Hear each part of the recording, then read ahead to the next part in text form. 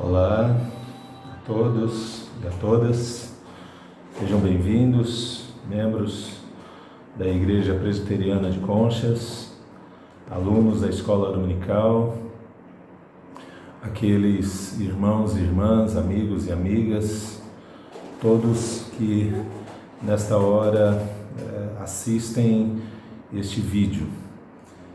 Nós temos a alegria da parte de Deus, poder distribuir daquilo que o Senhor tem colocado em nossos corações, sobretudo quando pensamos em escola dominical. A minha proposta nessa manhã é estudarmos, ou continuarmos, melhor dizendo, a estudar a nossa lição de escola dominical. Nós estamos utilizando a revista Nossa Fé, especificamente com o tema Modelo Bíblico de Liderança.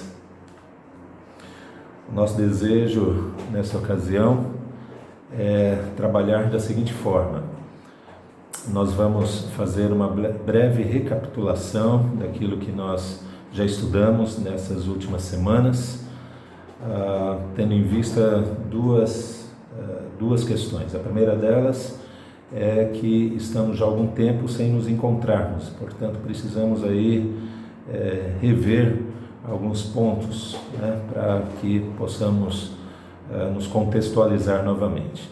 A segunda razão é o fato de que certamente existem aqueles que nos assistem nesta hora, neste momento, e estão sem saber de que assunto tratamos. Portanto, considerando essas duas razões, faremos então essa recapitulação. Estamos, na verdade, estudando o livro de 2 Timóteo. Todas as lições dessa revista, as 13 lições, têm como fundamento esta carta que Paulo escreveu ao seu filho na fé, e, portanto, nós faremos uma brevíssima revisão dessa carta para que possamos continuar o nosso estudo. Vamos fazer da seguinte forma: eu pretendo dividir o nosso estudo em 2 blocos. O primeiro bloco será precisamente essa revisão, essa recapitulação, e no segundo bloco a lição ou o tema propriamente dito de hoje. Muito bem, meus queridos e minhas queridas. Antes de tudo, nós vamos orar, vamos pedir ao Senhor que nos ilumine para que compreendamos com maior clareza a sua palavra. Vamos orar, feche os olhos aí onde você está. Pai, nós te pedimos em nome de Jesus, que o Senhor nos alcance com a tua graça e misericórdia, nos ensinando nesta hora a tua palavra. Nós precisamos da instrução que vem do Senhor para crescermos espiritualmente. Precisamos da tua palavra para sermos alimentados. Rogamos-te assim, Deus, e que neste período em que juntos aqui estivermos, estudando a tua palavra, o Senhor faça aquilo que for necessário nas nossas vidas para melhor te servirmos. Que assim seja, para a glória do Senhor. Amém. Eu estava me esquecendo, talvez alguns aqui eu não tenha tido ainda o privilégio de conhecê-los. Eu sou o reverendo Fábio Teixeira Gonçalves, pastoreio a Igreja Presbiteriana de Conchas, interior de São Paulo. Muito bem, falávamos há pouco que o nosso assunto então se baseia na carta que Paulo escreveu a Timóteo, mais precisamente a segunda carta. Eu quero dar aqui um brevíssimo contexto nesse primeiro bloco dessas 2 cartas e alguns pontos que já aprendemos a partir daí nessas últimas semanas. Então, quanto ao contexto das 2 cartas, observe, primeira e segunda Timóteo foram cartas escritas pelo apóstolo Paulo, possivelmente entre os anos 62 e 68 depois de Cristo.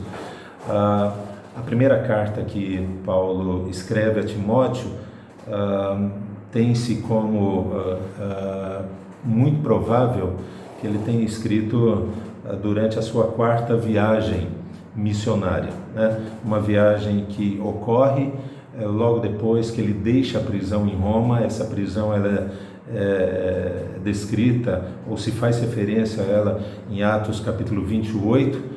Portanto, o livro de Atos termina exatamente com Paulo estando preso ali em Roma. Ele sai dessa prisão e, nesse período em que ele está fazendo essa viagem missionária, ele escreve a sua primeira carta.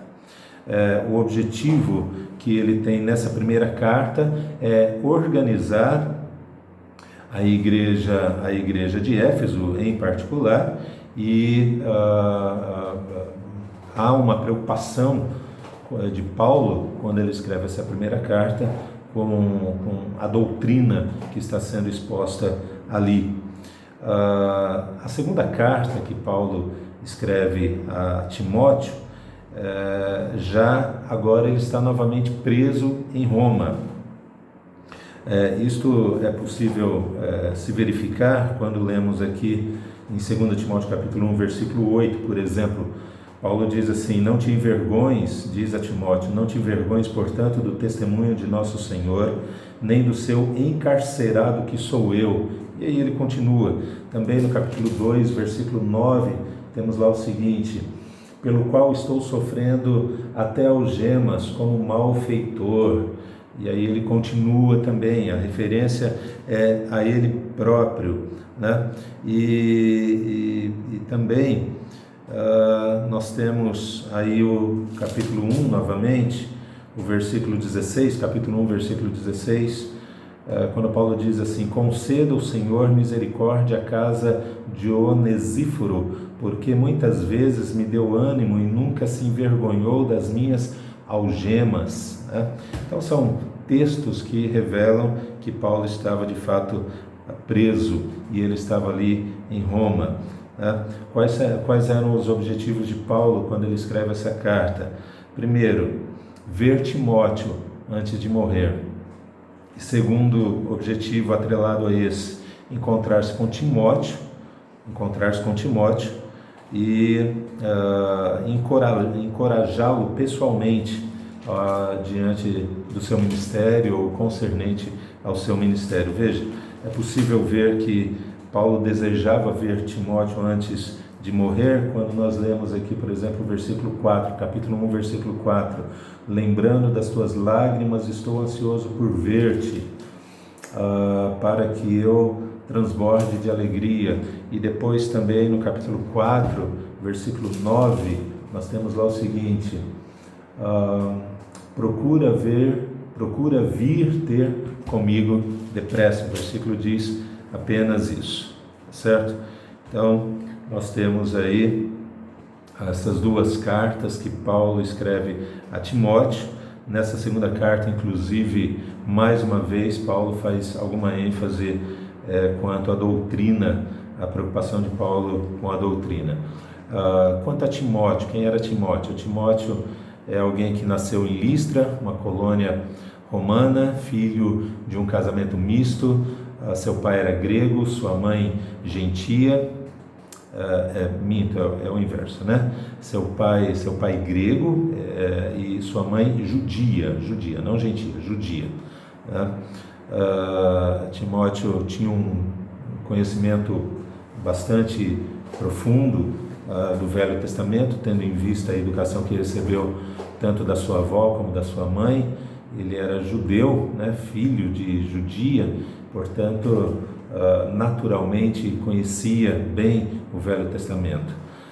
Timóteo acompanhou Paulo ao longo da maior parte da segunda e da terceira viagem de Paulo, tornou-se como que um filho de Paulo, né? Há vários textos que mostram isso, e é uma característica peculiar de Timóteo que parece se revelar em 2 Timóteo capítulo 1, versículo 7. Parece que Timóteo era um rapaz talvez um tanto inseguro, né? Versículo 7 diz o seguinte: porque Deus, Paulo dizendo, Deus não nos tem dado espírito de covardia, né? Talvez algum receio, medo, uma certa insegurança caracterizava esse jovem. Tendo visto então esse contexto, eu quero muito rapidamente rever algumas coisas que aprendemos nessas últimas semanas. Em 2 Timóteo, no capítulo 1, dos versos 1 a 6, nós encontramos aí algumas recomendações de Paulo a seu filho na fé, Timóteo. Na ocasião trabalhamos de maneira bastante exaustiva algumas questões que são contempladas aqui nesses versículos. Entretanto, eu apenas faço referência ao versículo 6, quando Paulo diz o seguinte a Timóteo: por esta razão, pois, te admoesto que reavives o dom de Deus que há em ti pela imposição das minhas mãos. Então, a primeira consideração é que Paulo lembra a Timóteo que ele tem um dom e que precisava ser reavivado. A expressão dom, ela pode ter vários significados, mas focalizamos aqui o fato de que essa expressão significa uma capacidade espiritual dada por Deus aos seus, a todos aqueles que fazem parte do corpo de Cristo, né? E é preciso salientar algo que você precisa ter em mente. Eu escrevo aqui o seguinte: somente pertence a Cristo quem é um membro do seu corpo, e cada um desses foi capacitado com um dom, né? Então, se você tem a convicção de que você faz parte do corpo de Cristo, não de uma igreja institucional, mas você faz parte do corpo do Senhor Jesus, então você tem um dom. Você tem um dom, assim como Timóteo tinha. E Paulo então diz para ele: reavives o dom de Deus que há em ti. Aí nós temos uma questão interessantíssima, porque a exortação a Timóteo é que ele fizesse algo para que novamente florescesse o dom que havia nele, né? A expressão reavivar no grego significa basicamente assoprar para que o fogo aumente. Portanto, algo que já existia nele precisava ser reavivado, o dom que havia nele. Observe, uma outra recomendação que Paulo faz, continuamos os nossos estudos, e a partir do versículo 7 até o 11, há outras recomendações de Paulo a Timóteo. Eu queria que você ouvisse comigo aqui. A primeira delas, nesses versículos de 7 a 11, é que houvesse aí da parte de Timóteo uma recuperação de identidade. Timóteo precisava entender ou novamente considerar quem ele era, né? Então você tem lá no versículo 5, eu faço aqui algumas observações a partir desse versículo. Tua fé, a mesma que primeiramente habitou em tua avó e em tua mãe. Então a primeira observação de Paulo a Timóteo quanto à identidade dele é que ele fazia parte de uma família, especialmente de uma família que já tinha seu fundamento no Senhor. Entretanto, eu quero lembrar a você que mesmo que você não venha de uma família cristã, você hoje faz parte de uma família que é a família de Deus. Portanto, a primeira consideração é essa, quanto à sua identidade: você faz parte de uma família. Segunda coisa, você é um discipulador, você foi discipulado e precisa discipular. Essa é uma observação que Paulo faz a Timóteo. No versículo, lá em 1 Timóteo capítulo 1, versículo 2, Paulo faz essa referência a Timóteo, verdadeiro filho na fé. E por que Paulo diz isso? Porque Paulo o discipulou e fez de Timóteo um filho na fé, com a proximidade necessária que precisava ter para esse discipulado. E finalmente, Timóteo precisava ser lembrado que não apenas ele fazia parte de uma família, que ele era um discípulo e discipulador também, mas que ele tinha um chamado. Quando nós voltamos aí para 2 Timóteo capítulo 1, versículo 9, nós temos lá essa expressão: ele nos salvou e nos chamou com santa vocação. né? Então Timóteo precisava ser lembrado disso, e isso fazia parte da sua identidade. Agora observe, isso faz parte da sua identidade, da minha identidade também. Nós fazemos parte de uma família, nós somos discípulos do Senhor e nós fomos chamados, temos um chamado. Agora, há uma outra recomendação, além de restaurar ou de recuperar a identidade, era preciso também que a ousadia de Timóteo fosse recuperada. E aí você tem o versículo 7, quando Timóteo diz: Deus não nos tem dado espírito de covardia. Deus não nos tem dado espírito de covardia. Ele diz isso a Timóteo, mas isso serve para nós também, evidentemente, né? Nós não podemos nos enclausurar dentro das nossas igrejas, dentro do conforto eclesiástico que temos com a nossa comunidade, que nos gera evidentemente alegria, prazer, são sempre algo muito gostoso de fato, permanecermos juntos. Entretanto, a ousadia que Deus espera de nós vai além desse ambiente. Alguém já escreveu o seguinte: às vezes, observe isso, eu gostaria que você ouvisse, às vezes parece que é só isso que fazemos, ou seja, vivemos apenas para o presente e para nós mesmos. Se as coisas estão boas comigo e com minha família, estou satisfeito. Isso é cristianismo básico, o autor desse escrito diz. Isso não basta. Temos de recuperar a ousadia, porque o espírito que recebemos não é de covardia. E a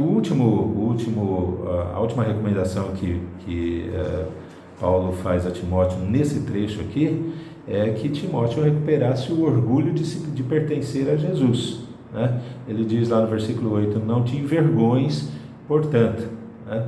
Então, da mesma maneira, tenhamos aí o orgulho santo de pertencermos à igreja do Senhor, não tenhamos timidez ou não sejamos tímidos diante da sociedade.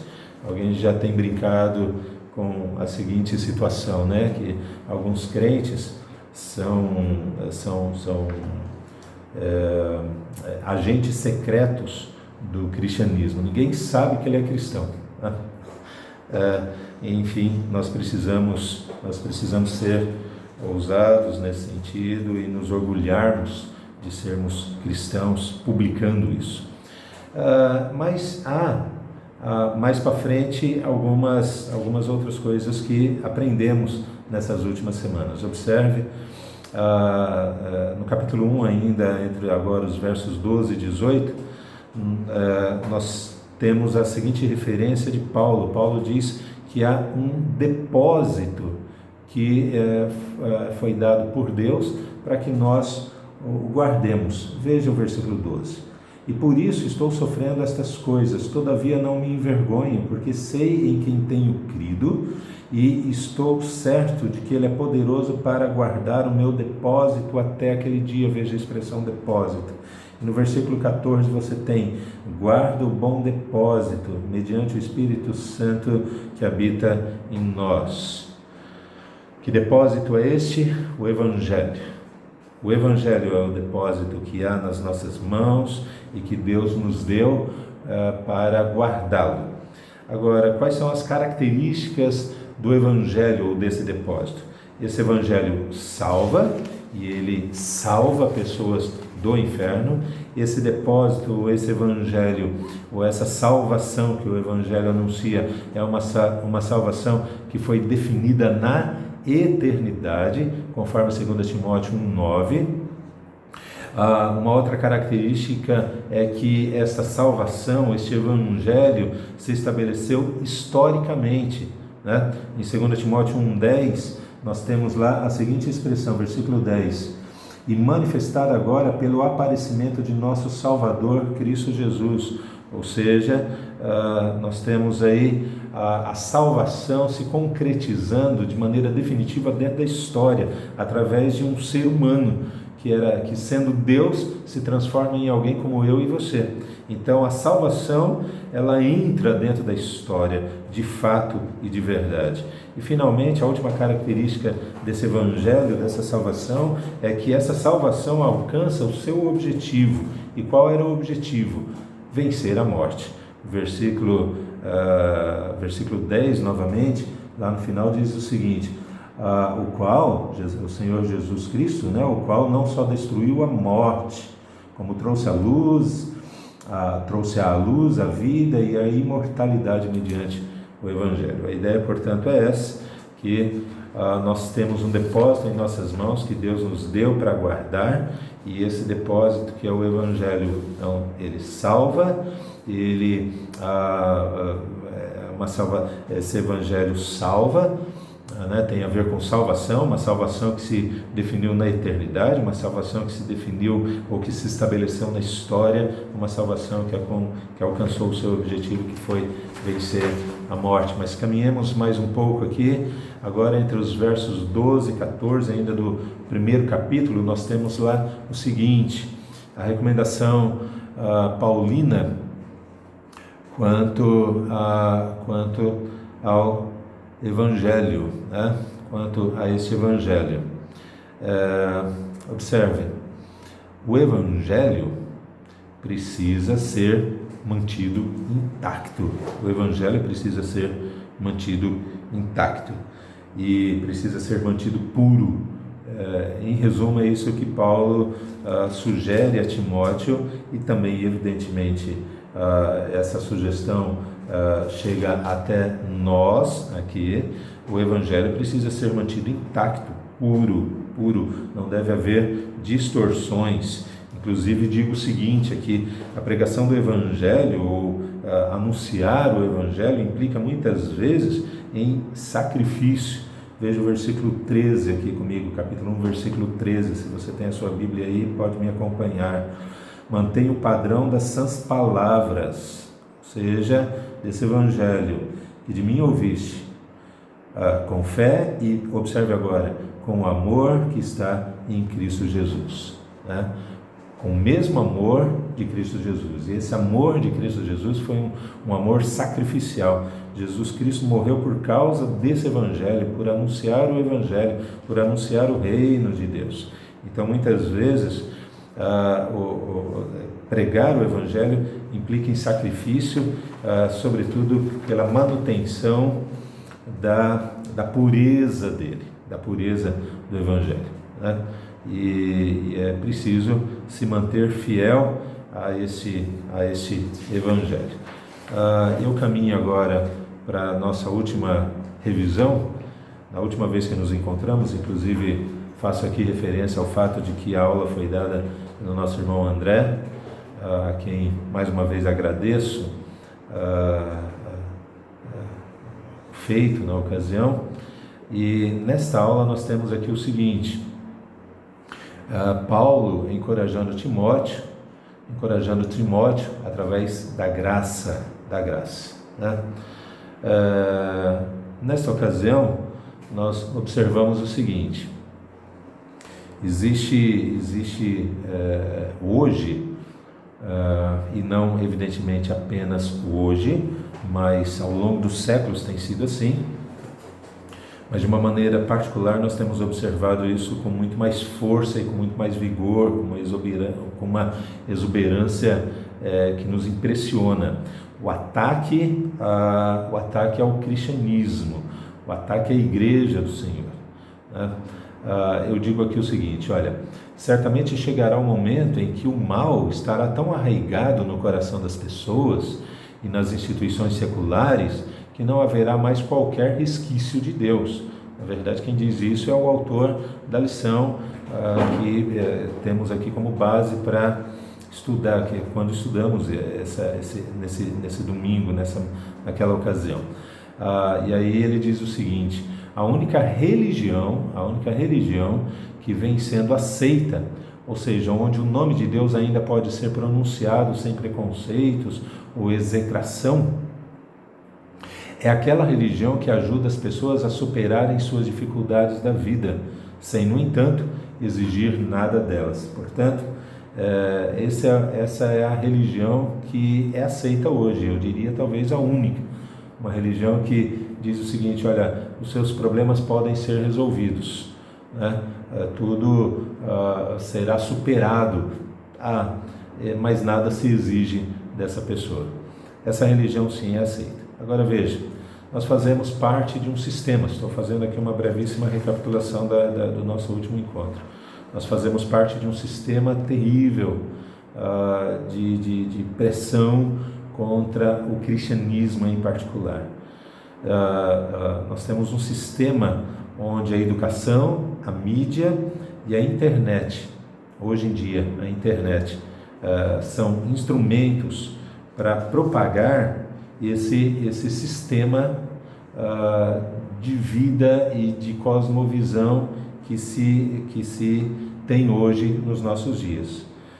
Eu digo aqui o seguinte: o sistema que domina o mundo leva as pessoas à destruição, as escraviza no vício, no erro e no pecado, cria pessoas vazias de Deus, mas cheias de perversidade, as libera para fazer tudo o que o seu coração deseja. A educação, do ponto de vista formal, nas escolas, desde crianças até a universidade, em particular a universidade, tem sido um grande instrumento para formar um padrão de pensamento, né, sobretudo considerando liberdade, autonomia, a insistência nisso, onde as pessoas são ensinadas a serem livres para fazerem aquilo que bem desejam. A mídia, por um outro lado, faz uma grande apologia à imoralidade, a ataques aos valores cristãos e um grande apelo à sensualidade. E a internet, nós temos aí a ideia do vale tudo, né? Não se deve, na internet, essa ideia não se deve satisfação a ninguém. Alguém já disse, inclusive, que internet é terra sem dono, né? Lá estão pessoas de todo tipo, pessoas boas, mas pessoas muito más, estão ali dentro, circulando, sem qualquer restrição, considerando, sobretudo, que o grande tema, a grande questão na internet, via de regra, é a superficialidade, né? E aí Paulo vem e então diz a Timóteo, no capítulo 2, versículo 1, diante disso tudo, tu, pois, filho meu, fortifica-te na graça que está em Cristo Jesus. E a graça, portanto, é aquela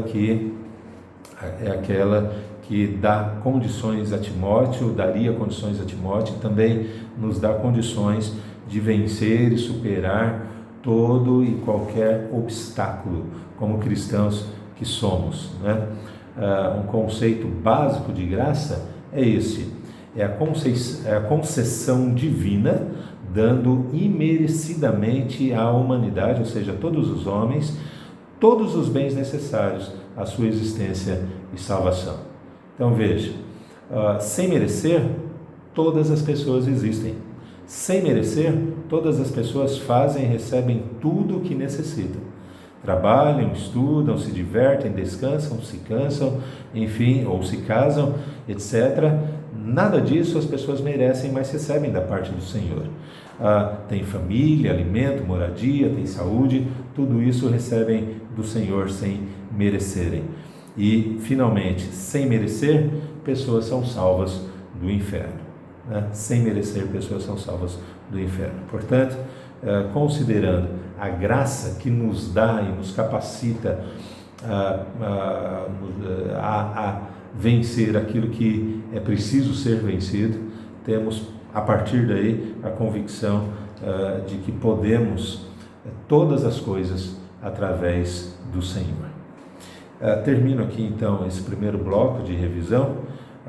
No segundo bloco, gastaremos aí talvez uns 10 minutos no máximo para a aula propriamente dita de hoje. Até daqui a pouco. Muito bem, nós então vamos continuar aqui o nosso tempo de aula, aqui pela internet, através desse vídeo. A lição, então, especificamente de hoje, é essa: as estratégias do líder, né? E eu coloco em outras palavras aqui o seguinte: recomendações para ter êxito no chamado, recomendações para que tenhamos êxito no chamado. O texto é 2 Timóteo capítulo 2, versos 2 a 7. Me acompanhem, por favor. E o que de minha parte ouviste através de muitas testemunhas, isso mesmo transmite a homens fiéis e também idôneos para instruir a outros. Participa dos meus sofrimentos como bom soldado de Cristo Jesus. Nenhum soldado em serviço se envolve em negócios desta vida, porque o seu objetivo é satisfazer aquele que o arregimentou. Igualmente, o atleta não é coroado se não lutar segundo as normas. O lavrador que trabalha deve ser o primeiro a participar dos frutos. Pondera o que acabo de dizer, porque o Senhor te dará compreensão em todas as coisas. Introdutoriamente, vamos colocar o seguinte: a graça, ela não dispensa o trabalho e o esforço pessoal. No cristianismo, observem o seguinte: a graça divina e o esforço humano caminham juntos. Eu gostaria que você fosse comigo aí em 1 Coríntios, capítulo 15. 1 Coríntios, capítulo 15, vamos abrir o texto aqui. 1 Coríntios, capítulo 15, versículo 10, diz lá o seguinte: mas, observe, mas pela graça de Deus, diz Paulo, sou o que sou, e a sua graça que me foi concedida não se tornou vã, antes trabalhei muito mais do que todos eles, todavia não eu, mas a graça de Deus comigo. Observe, Paulo era apóstolo por causa da graça. Ele não merecia, mas recebeu isso da parte do Senhor. A mesma graça que o capacitou e o estimulou a trabalhar. E ele diz, muito mais do que todos os demais apóstolos. Paulo está dizendo aqui que ele apresentou uma resposta à graça. Ele respondeu objetivamente, de maneira prática, à graça que lhe foi concedida. Ele respondeu, em primeiro lugar, ao chamado para ser apóstolo. Então, ele é chamado para isso e ele se torna. Ele respondeu à capacitação dada. E, finalmente, ele respondeu ao trabalho. Então, ele se vê capacitado e ele não recusa isso, ele desenvolve essa capacitação e consciente da sua capacitação, ele passa a trabalhar. Lembre-se, a graça é que fez tudo isso com Paulo, mas a graça não o deixa de braço cruzado. Paulo trabalha.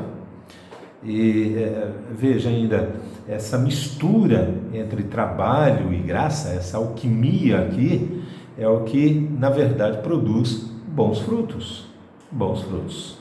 Então, termino essa introdução lembrando o seguinte: depois de Paulo dizer a Timóteo que a graça era o que iria fortalecê-lo, lembram-se lá no versículo 1? Tu, pois, filho meu, Timóteo, fortifica-te na graça que está em Cristo Jesus.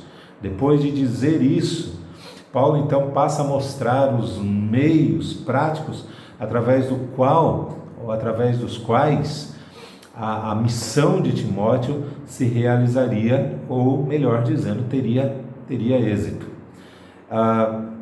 Quais são esses meios? Então, nós temos aqui 4 formas que Paulo coloca aqui e nós vamos então considerá-las rapidamente nesse instante. Veja, a primeira consideração de Paulo é essa, é que Timóteo deveria fortalecer, em outras palavras aqui, fortalecer o sistema que, a rigor, mantém o cristianismo em pé, que sustenta o cristianismo, o sistema que sustenta o cristianismo.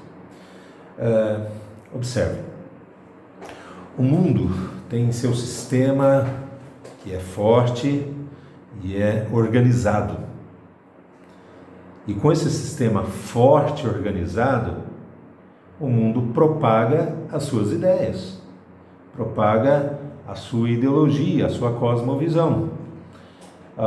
O mundo faz isso de que forma? Tentando inculcar através da mídia e da educação tudo aquilo que o mundo entende ser verdade. Utiliza a educação e a mídia. Faz isso para inculcar nas pessoas, desde crianças até adultos, os seus conceitos espirituais, morais, os seus conceitos éticos, conceitos sobre família, conceitos sobre relação humana, conceitos sobre política, conceitos sobre economia. A rigor, é um sistema, observe, que transmite seus conceitos em massa, em massa. É dessa forma que o sistema mundial inculca ou tenta inculcar todos os seus conceitos nas pessoas. Mas a tentativa sempre é fazer isso em massa, em massa. A igreja também tem o seu sistema. A igreja também tem o seu sistema. Agora, o sistema pressupõe o seguinte: inculcar através do discipulado. Não é em massa, é do discipulado.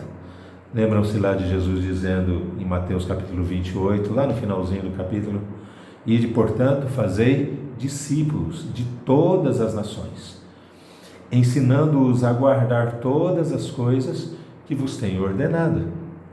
Fazei discípulos. Essa é a ordem de Jesus. E esse é o sistema de Jesus. É um sistema que transmite seus conceitos de pessoa para pessoa. Essa é a maneira, ou é dessa maneira que o cristianismo se sustenta. A transmissão da ideia, do conceito, de pessoa para pessoa. Veja, televisão, internet, escolas formais, etc, etc. Veja, tudo isso são ferramentas bastante úteis, sim, na transmissão do Evangelho. Tudo isso, inclusive, está sendo usado já há algum tempo. Porém, observe, o método mais poderoso e eu diria que eficaz é o testemunho pessoal. Quando pensamos em transmissão do Evangelho, em transmitir o Evangelho.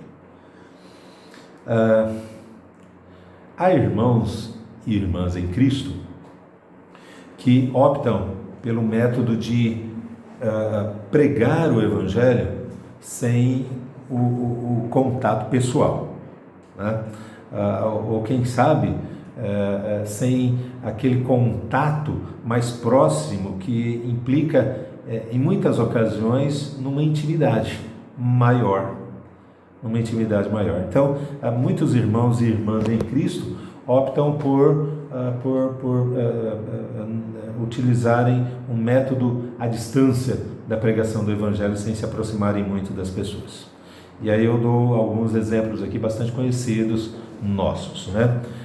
Por exemplo, pregar a estranhos em transportes públicos, em praças públicas, etc, etc.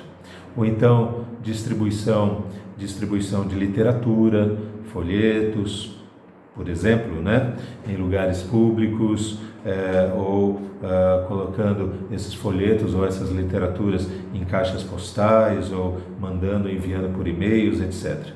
Né? Ou ainda vídeos nas redes sociais, no YouTube, no WhatsApp, etc. Bom, nada de errado nessas práticas, absolutamente. Porém, eu diria que a eficácia do Evangelho transmitido dependerá fundamentalmente do método de Jesus. E qual é esse método? O discipulado. O Evangelho, portanto, ele se torna eficaz, isto é, ele tem resultado prático, ou resultados práticos na vida daqueles que foram transformados pela graça salvadora da cruz, somente a partir de um discipulado bem feito.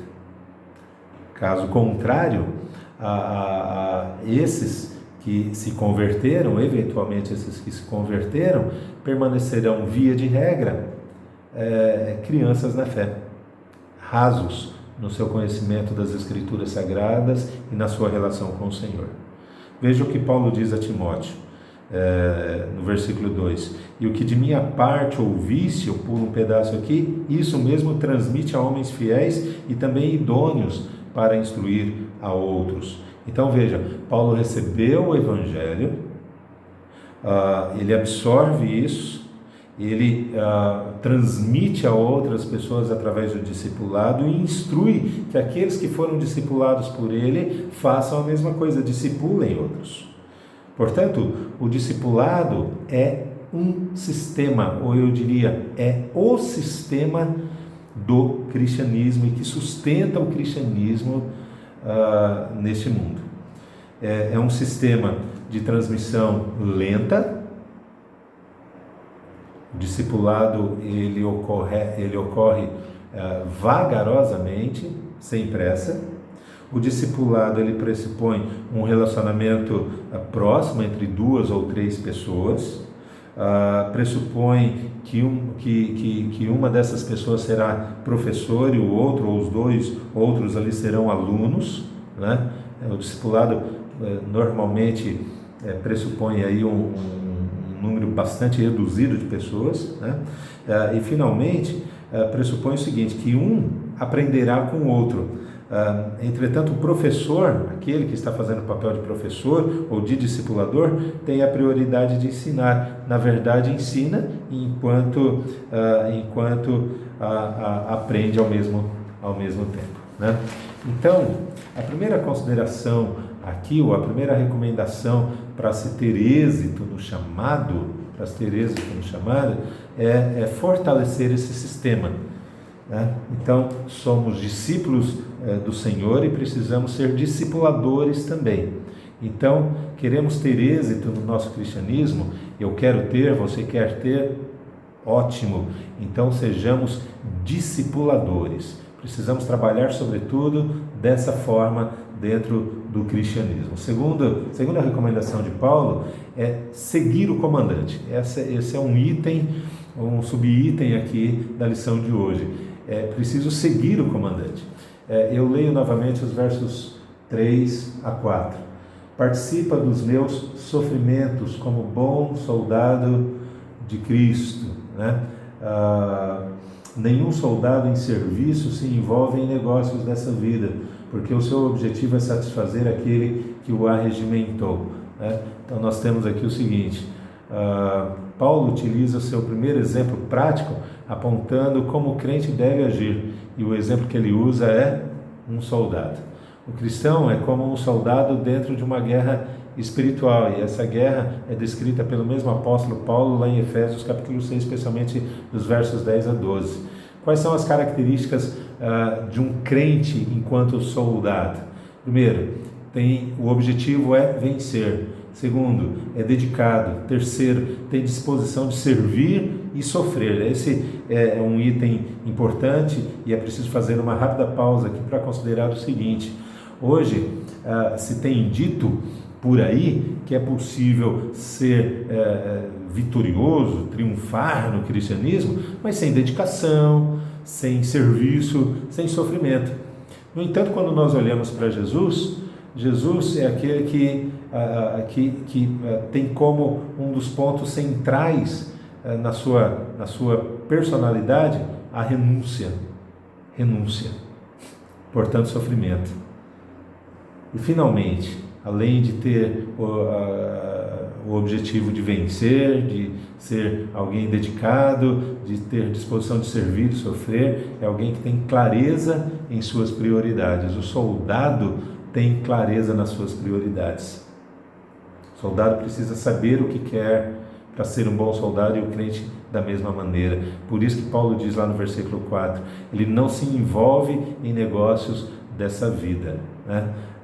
Portanto, o crente em Jesus precisa sempre considerar que as suas prioridades são as ordens dadas pelo comandante. Portanto, A segunda recomendação de Paulo a Timóteo para que ele tivesse êxito no seu chamado é que ele seguisse sempre as ordens do comandante, priorizasse isso. Mas há uma terceira consideração rapidamente aqui, veja, lutar conforme as regras. Para que Timóteo tivesse êxito no seu chamado, era preciso fazer isso. E aí então Paulo utiliza uma outra figura aqui no versículo 5.